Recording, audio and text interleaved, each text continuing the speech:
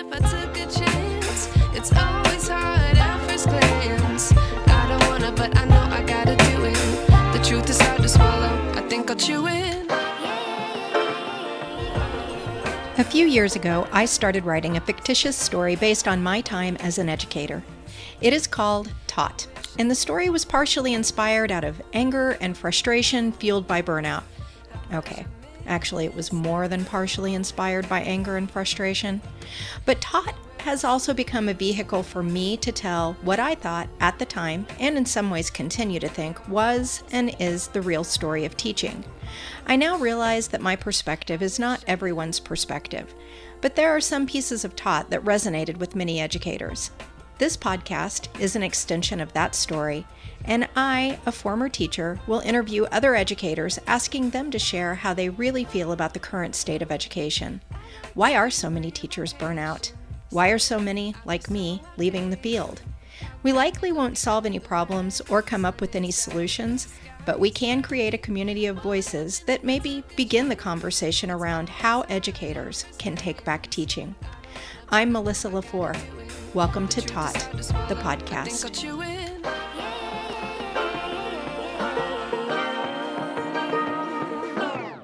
I like to be educated, but I'm so frustrated. Hey everybody. Today's guest comes to us with over 20 years of experience as a dedicated educator, school leader, and wellness coach. And now she specializes in helping teachers who feel overwhelmed, overworked, and riddled with self-doubt rediscover their purpose, reconnect with themselves, and cultivate empowered relationships, both inside and outside the classroom. That's going to be just about every teacher I know. So her motto and focus is empowering teachers to thrive, not just survive. Diestene Williams' journey began in 2006 as a teacher in London where she faced a life-altering experience that shaped her commitment to resilience and teacher well-being. From leading schools in South Korea to navigating personal and professional challenges in the U.S., she has witnessed firsthand the transformative power of mindfulness, community, and intentional living. Now she has made her life's work helping educators on the transformative journey out of burnout. So, of course, she caught my attention. Diestene, thank you so much for being here and welcome to the podcast. Thank you, Melissa. That was quite the introduction. Thank you. It's always exciting to be surrounded by fellow educators and to be in community. So thank you for having me. I'm so glad you agreed to do it because you've had quite a road to and from burnout. You're now a guide for teachers from burnout to balance through proven wellness practices, including breathwork, mindful movement, habit building strategies, all of this rooted in neuroscience. You focus on simple but powerful shifts that help educators reclaim their time, establish healthy boundaries. My goodness, where were you when I was teaching? And create sustainable habits that lead to greater fulfillment in their personal and professional lives. I really wish I had known you back before I struggled through all that on my own, because you are, in my opinion, the leap that we all need. It's confusing and exhausting to try to have to figure all of this out on your own. So how did you do it? What's your burnout story? How'd you get where you are now? Okay, so my story is a complex and quite a long one. So I could start all the way from toddlerhood, from childhood. I was born in Jamaica, and I'll try and make this as brief as possible. But I think it's important to know that historically and generationally, that stuff was there right from the beginning, and compounded a little bit more as I got older. But yeah, I fled with my mother from Jamaica from a domestic violence and civil violence situation in Jamaica. So when I was very small, that was already there. We moved to the UK, to England. And I was told, or my family were told, that I actually, had a lot of trauma almost embedded in my body, because when I moved to the UK, the circumstances had led to me stop stopping walking. I literally just stopped walking. So I'd been walking, I was maybe 2 or 3 years old. And then, yeah, I stopped walking. And that was just as a result of the impact of kind of the familial and generational and circumstantial trauma that, you know, I experienced and my family experienced when we were in Jamaica. We continued being in quite a difficult and challenging situation. So we were moving around a lot. I was homeless. My family were homeless. And we went through a lot of really quite acute and chronic stressful situations. Moving from there, I think you build up a sense of resilience. You know how kids are. We kind of just, you know, move through and get on with it. And then after that, my ideal and what I really wanted was to get into teaching. That was something that was really important to me right from the start. I remember as a child really feeling that it was important for me to teach my little sister and to have all of these little lessons at home and, you know, with my dolls and all of that. And I really wanted to impart knowledge, but also have this mutual experience where I felt like my curiosity was being built also. You know, it was a transitional process. So I started off in my first teaching career at school in England, and I was super excited, you know, had a great interview, was great faculty there, and I was really excited. And then unfortunately, one of the the first field trip I went on, so first field trip, first school experience, we wound up in a very, very serious accident. So I was taking my kids, they were only kind of grade 1 age, on a field trip to the library, something really simple. And out of nowhere, as we were walking to the library, a huge vehicle kind of came towards us. It almost felt like I was on a movie set, and it felt like it was in slow motion. And I was there holding my kids' hands, 7-year-old little children on their way to the library, and this car careered into us, landing on top of 2 of my children, and pressing them against the fence of my daughter's high school. So it was just multiple situations there that were just tumultuous and chaotic and traumatizing. And like I say, 2 of my kids were pinned down. Literally, I turned my head around as I'm trying to take care of my other little 7-year-olds at my feet, and I'm injured as well. I'd, you know, injured my coccyx. I'd broken my arm.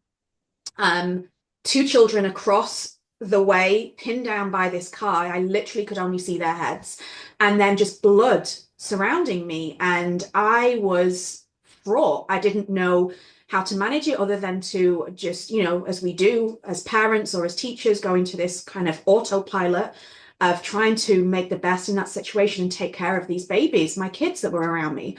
The result of that accident was that we suffered quite severe and long-standing, you know, injuries, particularly 2 of my students, one that was in a coma for several weeks, one who's you know, and I don't mean to be too graphic, but it's just the reality of it, is, you know, had to go undergo several skin grafts because his skin was literally taken off his body.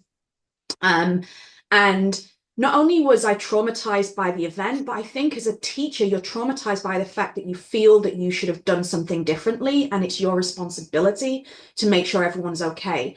And I remember sat with those children and blood all around us and just feeling this complete guilt that I wasn't able to take care of these kids. And I had a supportive faculty, supportive parents who literally, you know, gave me a standing ovation as I came back to school on my crutches and thanked me for the work and the support I'd done with the kids. But that guilt doesn't leave, and that trauma doesn't leave. And for years on, walking past that place, hearing the noises of cars screeching would just send me into a complete frenzy. So that was a really kind of symbolic moment for me, and I could feel it in my body. I could feel the trauma there as I kind of tried to pursue my career, and feeling nervous about field trips and, you know, such like that. So that was the major incident at first. I then moved on to a school in New York where I was a founding teacher, and again underwent some really severe traumatic experiences there. That wasn't, you know, an acute experience. That was more chronic. So it was a daily toxic environment where we were demeaned and demoralized on a daily basis. Our morning meetings would start with the leader of the school telling us that we were all he could get rid of any of us at a moment's notice. We were all on visas. We'd come from the UK, so that was always hanging over us. We worked a 7-day week, so we did not have any breaks until December. We started in July. So we were not only teaching, but we were health and safety. We furnished and decorated the building. We did marketing on the weekend. It was a school of 33 children, 3 teachers. And so I had a class of 3 grades. I moved classroom that year probably about 5 times as they tried to maneuver and manage the space. And that resulted in eventually in psychiatric hospital. I literally had a breakdown. We were bullied there on a regular basis. We had no voice. We were threatened. And it was just extremely toxic. And when I tried to reach out to human resources and get some support and get some aid, I was, for want of a better phrase, blackballed. And yeah, I was, my visa was revoked and I was asked to leave the country and leave the school. So when I tried to advocate for myself and other teachers, it was a horrific situation. And so, yeah, 3 days in psychiatric hospital, totally burned out at that point, but still had this burning desire to continue teaching. So left there, went to a school in South Korea. Very, very lucky to meet the most amazing leader there. Very, very supportive, very emotionally connected. However, unfortunately, there was kind of a takeover in my second year. So although I did really well there and it was a great place to work, very, very supportive, there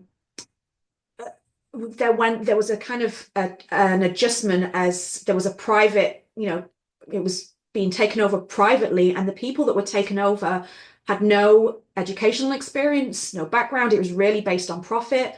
I was told at that point, even though I'd been promoted to vice principal, they wanted me to step down because they were not comfortable with a Black female face advertising their school. I was disinvited to meetings. I wasn't allowed to be in any of the informational brochures or, any of that stuff. And again, I've got a big mouth. I was trying to advocate for people, and yeah, it was frowned upon. So that led to then the principal, who was amazing, just so disheartened by the process that he left the school mid-year, leaving myself and the other assistant principal running the school, because he just couldn't bear he was burnt out and he couldn't bear to watch the school, fall in the way that it was falling. When he was such a caring and kind man, it was just too difficult for him. So then we ended up in that situation, managing this school. It was my first position as a vice principal. So yeah, we stayed until the end of the year to get everyone through. And I think about 80 to 90% of all faculty left that year. There was mass exodus. And so they almost really had to start the school from scratch. From there, I took a little break, a forced break, I guess, because the immigration process meant that I couldn't work. So I moved back to the States, was waiting for my visa to come through, and then finally got back into the education system in a great school in Atlanta. And then the pandemic hit. And so it was, the pandemic hit. I was going through a divorce. I'd been a survivor from a gun attack. And so it was just, one thing after another. And the pandemic really, I think, threw us completely as educators. And so that's when I retrained in trauma-informed yoga and meditation and mindfulness, started a program called Yoga for Our People, which was a free program for any teachers that were teaching during the pandemic to help support them through the process. And then after doing that for a few months, I left that school at the end of the year and set up my business. And here I am. So yeah, quite the journey. That is definitely quite the journey. I'm going to take us back for just a little bit for my own curiosity. The driver of the car, was this intentional, accidental? It was accidental. He was under the influence of narcotics, alcohol. He also had a number of loose dogs in the vehicle, which apparently that also contributed to him losing, control of the vehicle. What was really unfortunate, and I think, the legal system is very different in the UK, but my students were not compensated properly for that, which was devastating. One of the students that actually was the most severely injured and was in the coma, when he did finally wake up, he was then under a really intense process, legal process, to be deported out of the country. So after just surviving that incident, his family then had to go through, the process of potentially being deported, which was horrific, after the psychological trauma and the experience that they had. Um, and then there were some mistakes made along the way in the process. So though we all wanted to be there at the court hearing, they failed to alert us of the correct date. So it went ahead without our testimonies. So yeah, it was So tragic. after the initial trauma, there was even more that happened Yeah, after that. yeah. So when do you feel that you were kind of at the height of your burnout? I mean, clearly, um, having gone through a breakdown, I part of me says, should I even ask this question? Because that might have been the height. However, you went on to continue to internalize several more events. So what do you think your peak was? Yeah. I think they all had relevance. I think they were compounded. So it was one thing after another. Definitely the hospital stay was extremely traumatizing. And I wasn't sure after that whether I'd continue in education. That was difficult for a number of reasons. I'm a huge believer in community, particularly in the educational space, because I think sometimes we're isolated in our classrooms and we're isolated um, just in many different ways. But that felt isolating, not only because I was in this space, in this hospital, that I felt out of control. And initially, when I went for help, I didn't expect for that to be made residential. I thought I'd be going home that day, and they wouldn't release me. Um, and so that was really traumatizing. And the fact that I was in New York without my family and my close network of friends, that made it really difficult too. And I think it was also compounded by the fact that I was working really, really hard, as we all were in that school. We all, as all teachers understand, had multiple roles. Like I explained, we were marketing at the weekends. We had numbers of parents come in, and we had to respond to them and answer questions on a Saturday or a Sunday. We were moving furniture and painting classrooms in the evenings, so it was a really difficult environment. And then that was the peak of it. And I think for me, because I'm a very big advocate and I think voice is super important. And because I've been held down and I wasn't allowed to speak, and I was threatened, my voice was threatened, my experiences were threatened, and undermined. That was really hard for me. That was really, really hard for me. So the hospital was definitely probably a peak. The pandemic was tough too. But I think by the time I'd got to the pandemic, I was so exhausted and hadn't released this stress in a healthy way, that I just literally was crawling on my hands and knees to work daily, Yeah. as many teachers are. And I think the problem is, or one of the problems is that is either considered a badge of honor. It's like, okay, look what I'm doing. I'm exhausted. I have flu. I'm sick. I've just had a loss in my family, but I'm still in the classroom, and that's what's expected of us. And then there's the guilt that aligns with taking any time off, even time off that's owed to you, like, PTO. It's like, well, how are you going to get the class prepared for when you leave? And, it's almost more difficult to be out than it is to be in at times. So I think it was a accumulation of so many things happening. That was definitely a breaking moment for me. I was blessed to go to South Korea with a wonderful team. But then, yeah, I think I was just, by the time it got to the pandemic, I was on empty. I was totally on empty. Yeah. Which is very common for Yeah. burnout, right? And usually empathy feels a lot like apathy and depression and Mm, anxiety, all, gift wrapped in a gift basket. Yeah. So we don't always know how to parcel out what's what, and that makes it hard.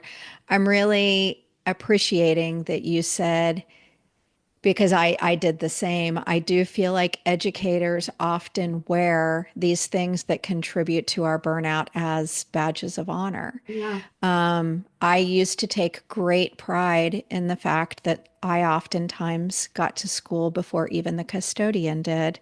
Mm. And this meant I was waking up at 4 a.m. I Oh was my getting to goodness. school at 5:30 a.m. Yeah. He didn't have to be there until 6. And I would brag and say, yes, but this is my quiet time to get all of my work done. School Mm. didn't start until 9. So Wow. I was coming in and I was working for an additional 4 hours, 3.5 hours every morning. And I wasn't leaving on time. Mm. And that's definitely not time I was spending with my family either. Mm. Mm. But amongst my teacher friends, I felt proud Yeah. that I was doing that, even though it was at the detriment of my own health and the health of my family, Yeah. us as a unit. I totally agree. And there's many teachers and myself included that started off their career like that are continuing to work like that. And you've done half a day's work before the students even arrive at their desks. And, you know, there's just so many things wrong with that. But it's Yeah, true. Like I said, I think we're made to feel as if burning out and going above and beyond is just expected of us. And we should be proud of doing that. Um, and that has to change. It's a horrible way to live our lives. It's unhealthy in every way that you can imagine.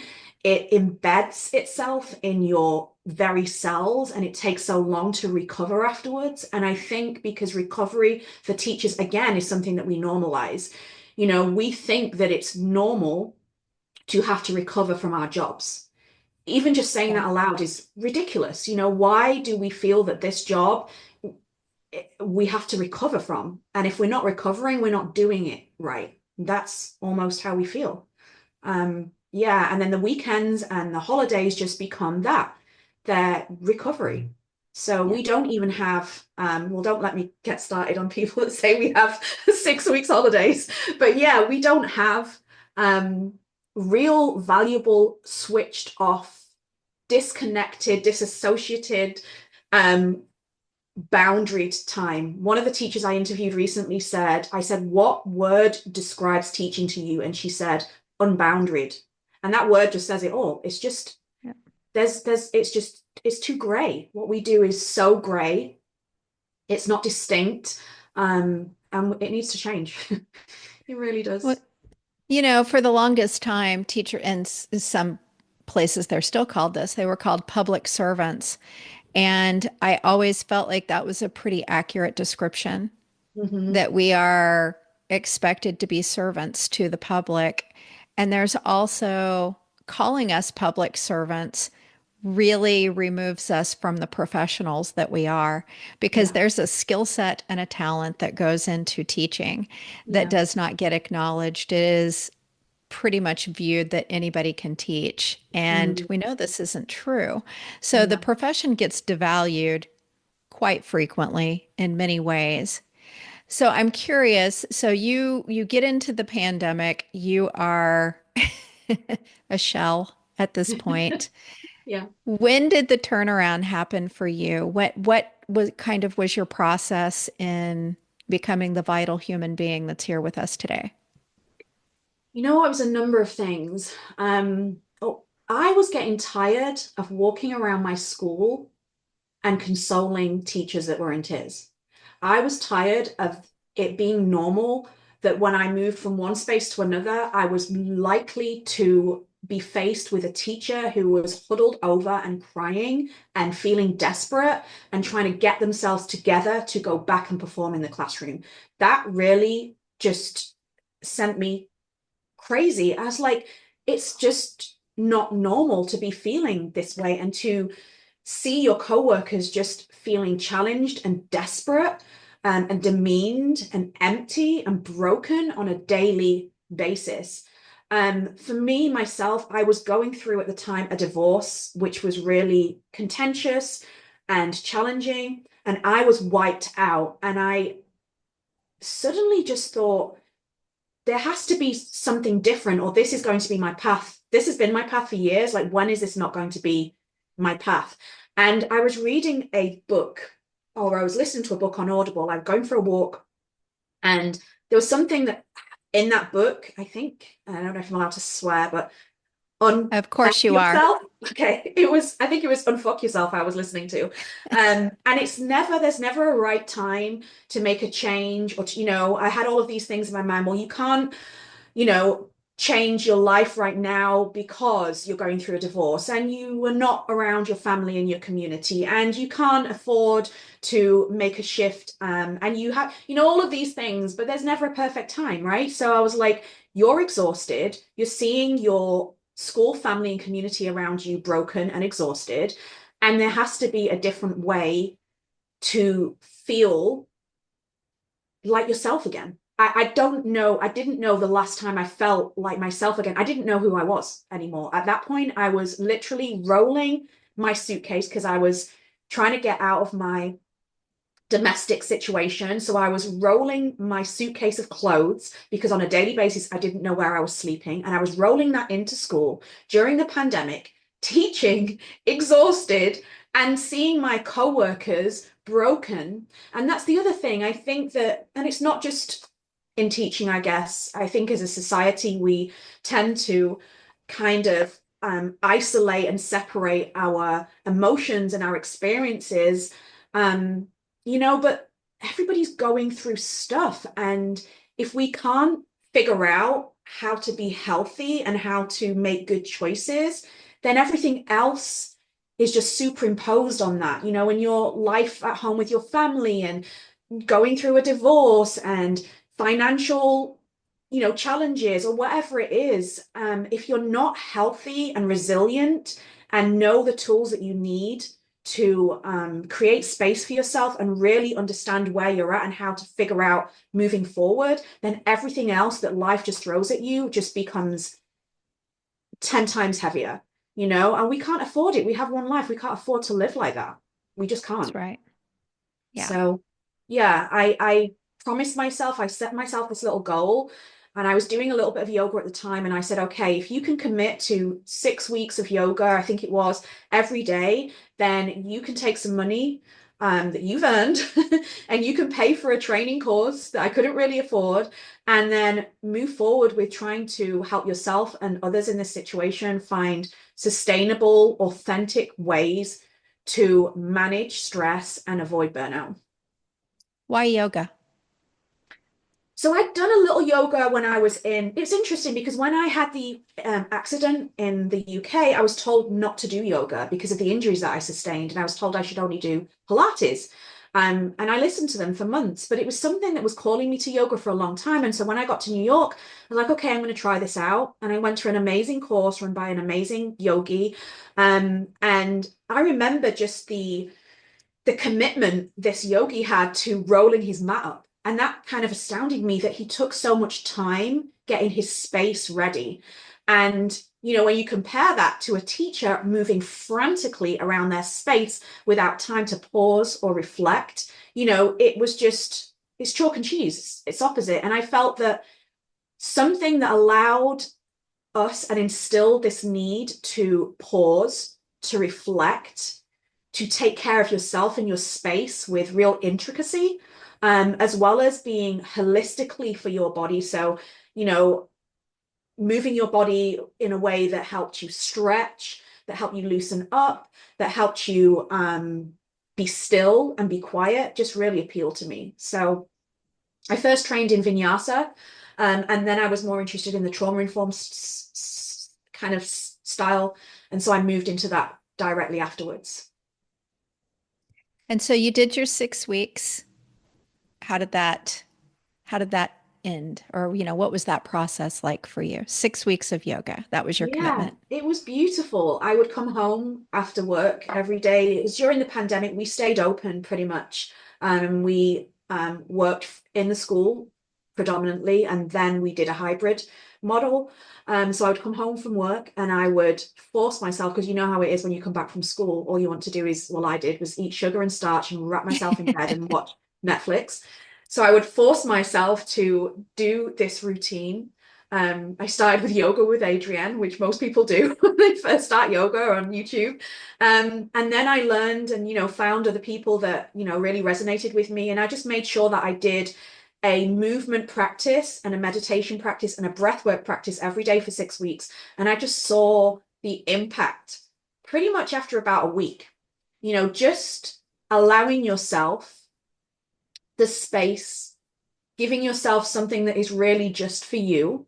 And doing it in a way that's conscious. I really believe in conscious, thoughtful yoga. I'm a big advocate that every body is a yoga body. That was my first kind of tagline. It doesn't matter what your abilities are or your experience or your level or your time commitments. Everybody can do yoga, from breathing to, a really heavy, hot vinyasa class and everything in between. So for me, it was about creating and developing something that meant that everybody felt welcome in this space and could use this as one of their tools or modalities for self-care. So you did your 6 weeks of yoga, and then that encouraged you. You got to reward yourself by taking some Yeah. courses. Yeah. And so what was the, kind of lead us to where you're at right now? Yeah. So I did a few courses, which were awesome. But I also felt, with some of the work that I did and the training I did, first of all, I was really one of maybe only 1% to 2% of people of color in that training space. So that was significant to me. Two, it felt still quite a competitive sport in some regards. And I just wanted to move that into a space that made everybody feel welcome and that was not competition. It was really about getting to know your body. And so then I started my business. I started Yoga Kinship, first of all, because I really predominantly wanted it to be yoga focused.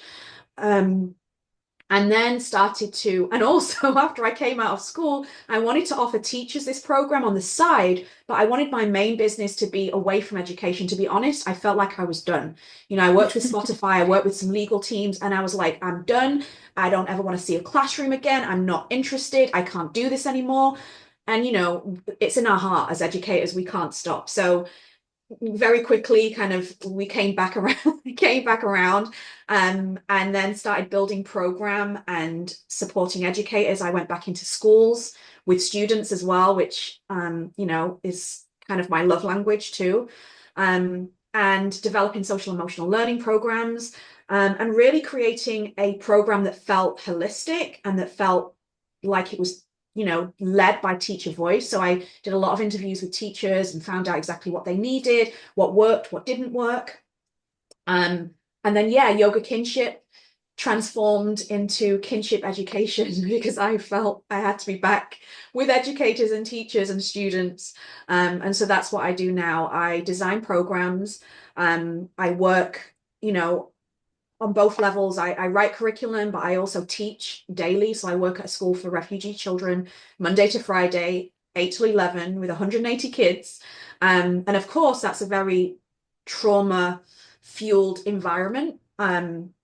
So I do a lot of work there on developing capacity and understanding what our emotions are and how we feel those in our body and how we can kind of interrupt the stress cycle using things like yoga and breath work. And I do that with students and with educators. I then became involved with an organization called Whole School Mindfulness. And after a very rigorous year of interview and process, I was granted some funding from them to do some mindfulness work at the school and at other places. So I'm also the mindfulness director at that school too. So I'm just trying because it's ongoing, and I don't think we ever completely recover, maybe. And I think that we have to be prepared. There's this phrase to ride the oscillating waves, and to know that we're at a peak right now, and then we might come down and things feel good, but life is going to throw something at you. And we need to be able to ride those waves successfully, which is why, I develop these programs that aren't just on the map, but that are hopefully tools that you can take with you throughout the day and throughout your weeks. And in moments when you really need them, they become applicable and useful.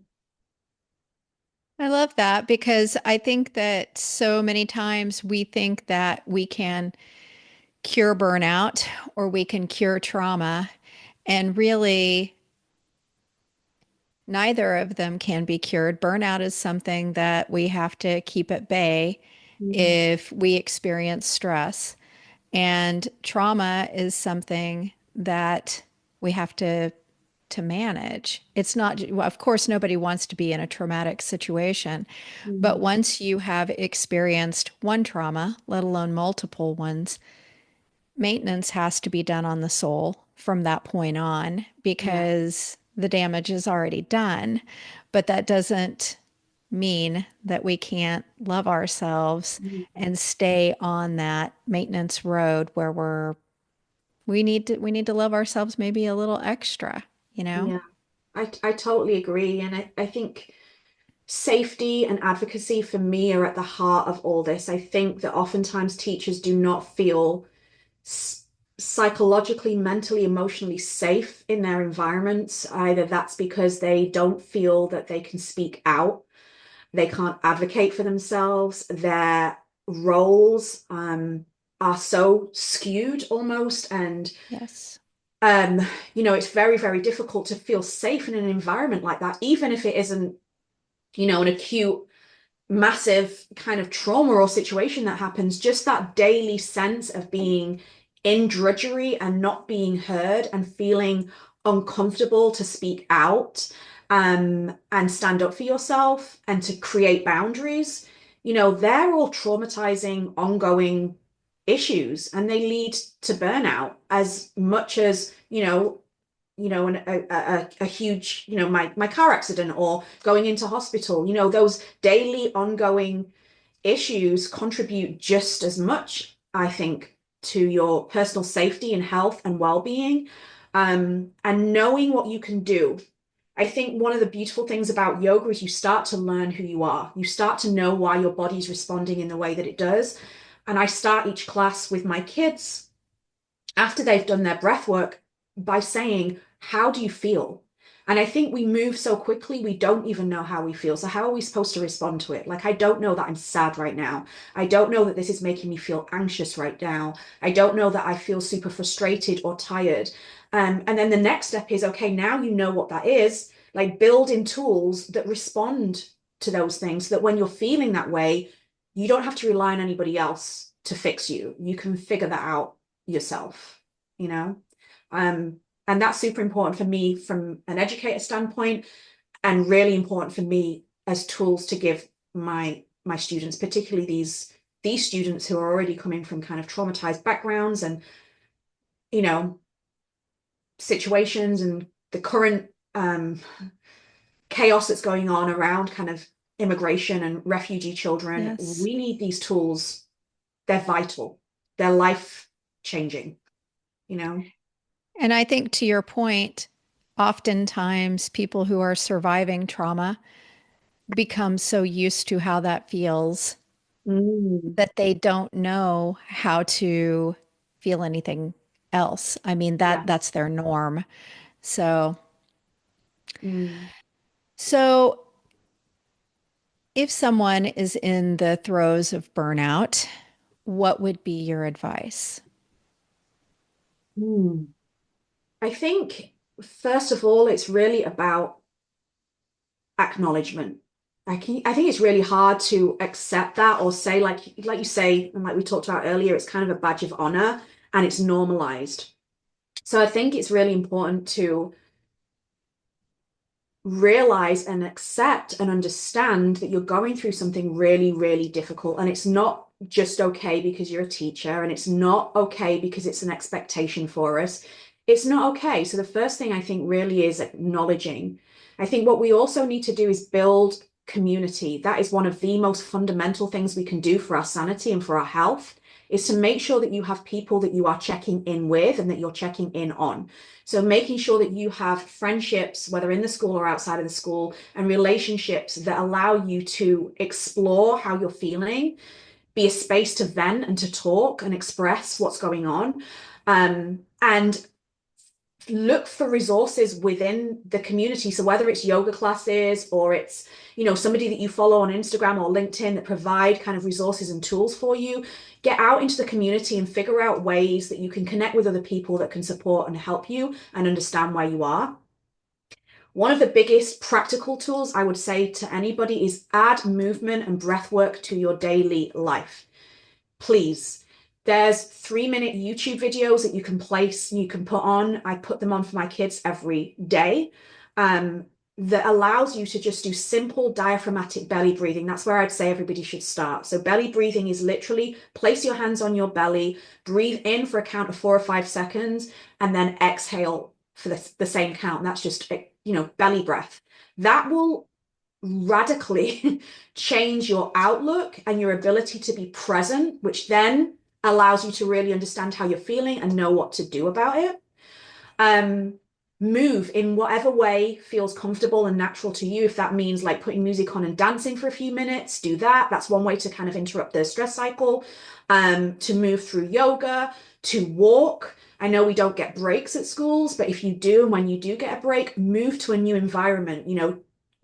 Get out of your classroom, take a walk, preferably outside. If you can get your feet on the ground and take your shoes off, that's awesome too. There's something called the psychological breath, which we can do when we're really, really stressed out, which is to breathe in for a count of like 3 or 4. And when you get to the top of your breath, breathe in again for another 1 or 2 seconds, and then slowly exhale. Use that to kind of counter any immediate kind of feelings of being stressed and overwhelmed. Seek support of therapy, counseling. That's nothing to be shunned or nothing to be embarrassed about or scared about. If you have that available to you, seek that out. That's going to give you some more tools and modalities. Sleeping is hard, has always been an issue for me, but I would suggest teachers use yoga nidra or body scans at the end of the night to really allow their nervous system to rebalance and to be able to shut off. What I hear, and it was, I do the same thing as a teacher, is because our brains are moving so fast and so quickly, we almost find it uncomfortable to be in silence at the end of the day. We place, we put the TV on, we put music on, which is fine at times.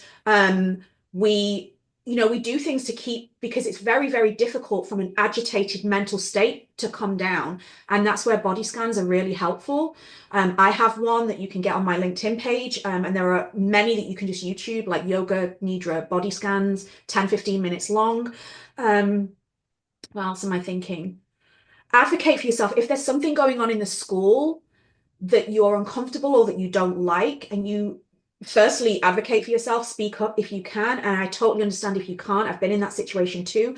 Record things that are going on, keep a record and keep a track of information and stuff that's happened. That was to my detriment in one of the situations that I was in, because I didn't have the evidence accessible to me that I should have had.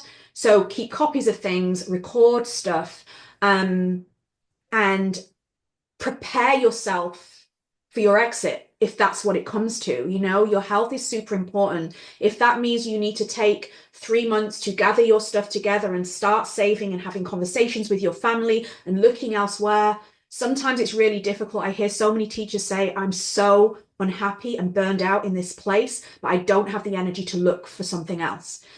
So we have to kind of prioritize that. Remove things, and instead of a to-do list, have a to-don't list. What are you not going to do today? What are you going to exchange for something that you would do?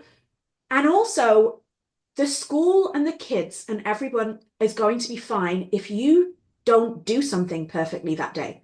If your lesson goes to shit or hell in a handbasket, if you need to spend some time just breathing with your kids, talking to them, do that.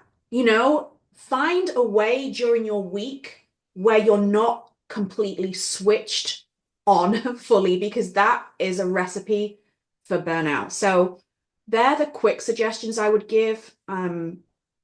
Yeah. To your point, we as teachers, we're teaching our students to be this way as well. So Right. if we can teach them how to shut off for a bit by us modeling that, everybody Mm, wins. absolutely. So we are fortunate enough that you have put together a program. So anybody out there that is listening and is thinking, this lady's got my number, I mean, that would have been me. And I did part of your advice was I thought this is always going to be too much for me. Mm, And I came up with an exit strategy. Not everybody can do that, and mm, I understand that. mm. But tell us a little bit about your program because I think that it's very beneficial for the people who are using it.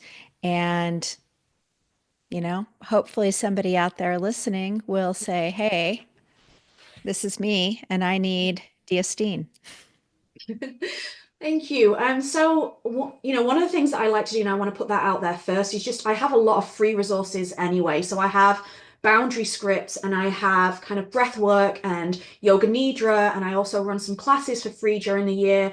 So please check me out and I'll give you all of my information later. But if it's something that you just want to grab something quick, there's resources that I build and have available to you guys. So please take advantage of those. The program I'm really excited for because I have been working on this and developing it in this form for months and months and months, interviewing so many teachers and figuring out what they need, what's worked for them, what doesn't work for them. Because the last thing I wanted to do as an educator is something that's done to us a lot of times is to have this top-down approach and we're told what's best for us. And I really wanted to create something that was best for teachers, So what came out of that really was that community is really important.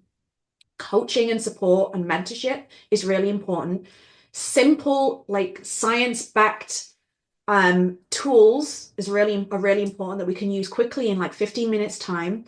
And creating a space to talk about our experiences and be supported by like-minded people who know what's going on. So I've tried to put all of that together, and it's a kind of online coaching slash well-being program. It includes breath work, it includes body work, so somatic practices, just like body scans, but also stretching and gentle restorative yoga. But predominantly, it's about creating long-term sustainable tools that we can use for the rest of our lives, whatever space we're in, to ensure that we can acknowledge and notice when we're not feeling great and do something about it. So some of the things it's going to include, we're going to learn about what burnout actually is, what trauma is, and kind of put some theory behind that and science behind that so that we really understand and can recognize when we're in that space. Um, we're going to be doing a lot of work on the nervous system. So as you know, our nervous systems are really out of whack and imbalanced, which leads to like chronic stress, lack of sleep, apathy, disconnection with the people that we love, and all of these things. And so we're going to be working on rebalancing our nervous system and what that looks like in terms of reprogramming the way that we are and knowing when we're in fight or flight and how to reduce that and get back to a space of kind of safety and clarity. We're going to be looking at self-doubt and self-criticism because that's something that came up time and time and time again. Teachers are perfectionists and They we are are. never ever doing it well enough. And I think that, all I kept hearing from teachers is, I just want to feel like I'm doing enough and that I'm good enough. And it doesn't matter how many times we're told that. I think it's almost ingrained in us. I don't know what the training process is for teachers in the US, but I know it's the fundamental kind of rock stone for teacher training in the UK is self-reflective practices. Basically, all that means is someone to keep telling you that you could do it better. You're constantly like, how could that planning have been better? How could my behavior management be better? How could I reach that child a little bit better? How could I have responded to that? How could I have managed my time better? So we're always being told we're not good enough. And then we wonder why we're constantly criticizing ourselves and feeling like what we are doing isn't working or isn't good enough, and that's all the way from newly qualified teachers who've just stepped in the classroom to teachers I know that have been teaching for 35, 40 years that still feel they have not got it right and they're not doing enough. So a lot of the work we're going to be doing is coaching around self-critical talk and how we kind of disparage that and how we move to reframing our mindsets so that we're not in this kind of critical space, which is super damaging for our brain, and it almost, well, does rewire us for really negative talk. We're going to be doing a lot on time and energy management, which is really about creating boundaries and knowing what we need to prioritize and things that we can let go and let slip. Like I said before, the to-don't lists and the ways that we need to kind of close down our time and make more time for the things that we love and that make us who we are, with our families, and just bringing joy back into our lives. We're going to be thinking about rituals, and so how we actually keep the wellness practices sustainable in small bursts throughout the day and through the week so that we can kind of build on this routine of wellness and self-care. And we're going to be looking into restorative practices. So what we do when we're completely out and exhausted and how we kind of pick ourselves back up. So the process is going to be over 6 to 8 weeks. It's all online. It's a combination of all of those things. It's also teacher-led and teacher-driven. So we'll figure out as we go along what might be helpful for the cohort. It's the beta program coming up in March or maybe April. So it's only going to be 10 of us this time as we work these things out together. And I'm really, really excited for it. I'm really, really excited for it. I think that,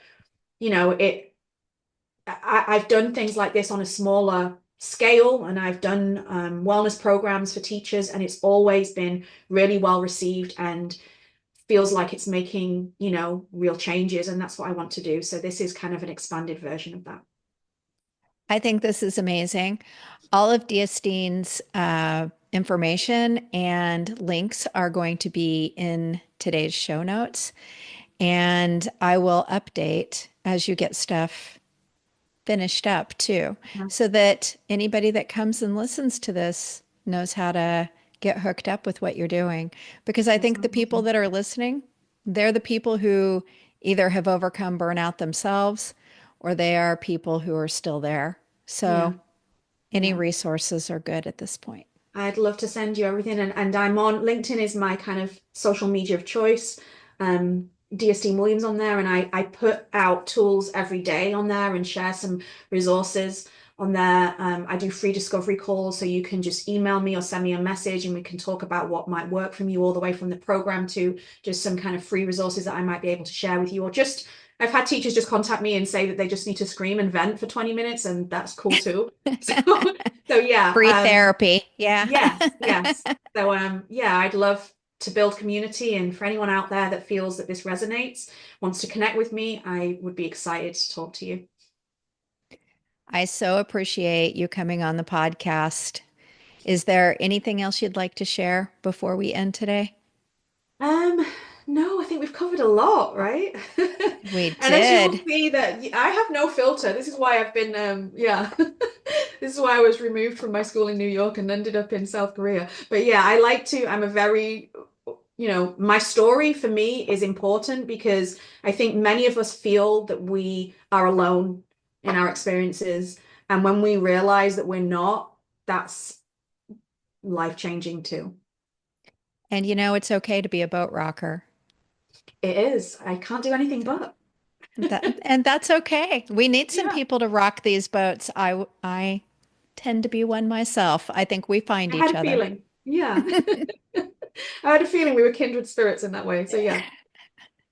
Thank you so much for being here today. You're welcome. Thank you so much for having me. This has been great. I wish I knew. Today's episode was produced and edited by me. The theme music is by Otis McDonald featuring Joni Inez. If you know someone who might enjoy these conversations, please share the podcast episodes as much and as often as you can. It's as simple as copying the link you use to access today's episode and sending it in a message or sharing it on social media. I'm a small independent operation, and your shares broaden our audience. Perhaps you or someone you know will be inspired to talk about teacher burnout. If you would like to get your voice on my podcast, contact me via the link on my webpage, tot.buzzsprout.com. Coach, speaker, and author Rashid Ogunlaro said, "It may take many voices for people to hear the same message." Join me in being one of the many voices rising up to get the message out around educator burnout. This is Melissa LaFleur. Thank you for listening to Tot, the podcast.